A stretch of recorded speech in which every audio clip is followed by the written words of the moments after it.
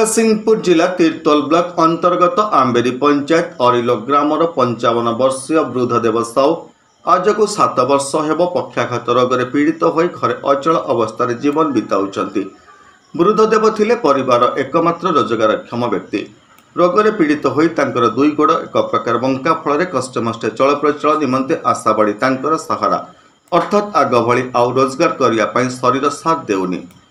75% भिन्नक्षम थिबा वृद्धदेव को सरकारी स्तर में बैटेरी चालित गाड़ी जोगाई देवा सहित सरकारी सहायता जोगाई देवाकू जिला प्रशासन निकट में दाबी रखिंट आशीर्वाद सेवा संगठन सभापति जगन्नाथ बेहरा, संतोष कर्ण, आखपाखर ग्रामवासी।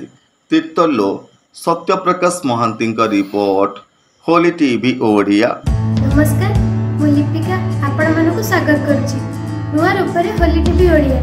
होली टीवी ओडिया सहित जोड़िया आपण मैंने लाइक करंतु, सब्सक्राइब करंतु, शेयर